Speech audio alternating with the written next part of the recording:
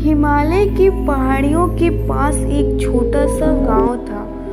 गांव से थोड़ा ऊपर एक बहुत पुराना और शांत शिव मंदिर था। इस मंदिर को एक बूढ़ा पुजारी संभालता था जिनका नाम दीनबंधु था, पर वह खुद ही गरीब और अकेले थे। वह एक टूटी फूटी झोपड़ी में रहते थे।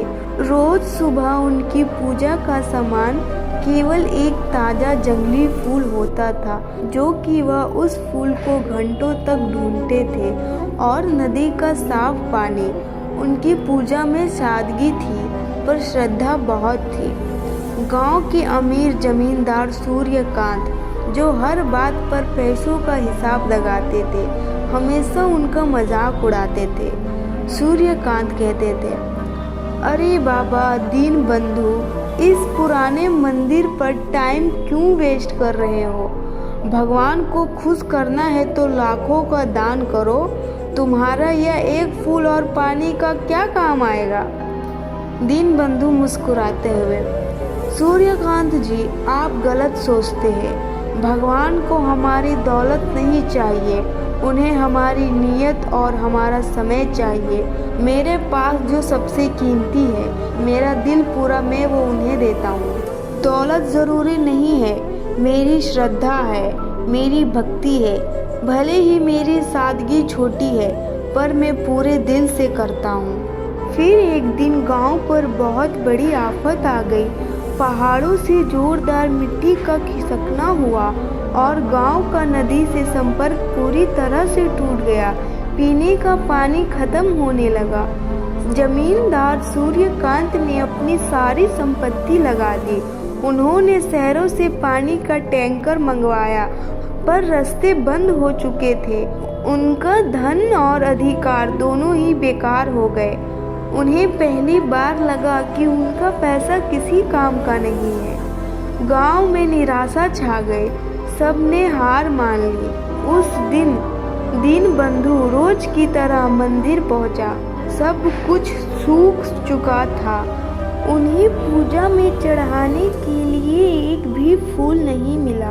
वह शिवलिंग के सामने शांत भाव से बैठ गए। उन्होंने आंखें बंद की और गहरे दुख में रोने लगे। उनके आंसू शिवलिंग पर गिरे। दीनबंधु आंसुओं से, हे मेरे महादेव, आज मेरे पास फूल नहीं है, जल नहीं है। आज मेरे पास समर्पित करने के लिए सिर्फ मेरा टूटा हुआ हृदय है। अगर मेरी वर्षों की सेवा सच्ची थी तो मेरे गांव को बचा लीजिए। उन्होंने उस दिन अपनी सबसे कीमती चीज़, अपनी आशा भी भगवान के चरणों में अर्पित कर दिया। जब मनुष्य की सारी शक्ति समाप्त हो जाती है, तब विश्वास ही उसकी अंतिम उम्मीद बनकर खड़ा होता है। दीनबंधु की प्रार्थना पूरी होती है। उन्हें जमीन में हल्का सा कंपन महसूस हुआ। उन्होंने बाहर देखा, जहाँ मिट्टी का फिसलन हुआ था, वहाँ एक छोटा मगर साफ और ठंडा झरना अचानक बहना शुरू हो गया था। यह कोई बड़ी नदी नहीं थी, पर गांव की प्यास बुझाने के लिए काफी थी। गांव वालों ने देखा तो वो खुशी से भावुक हो गए। सूर्यकांत भागा भागा मंदिर आया। वह सीधे दीनबंधु के पैरों पर गिर गया। सूर्यकांत शर्मिंदा होकर बोला, बाबा, मुझे माफ़ कर दो। मैं अपनी धन दौलत के घमंड में अंधा था। मेरा करोड़ों का पैसा बेकार हो गया, पर आपका एक फूल के सच्चे समर्पण ने हमें बचा लिया। आज मुझे ज्ञान हुआ, जीवन में सबसे बड़ी संपत्ति विश्वास है। दीनबंधु ने उन्हें सहारा देकर उठाया।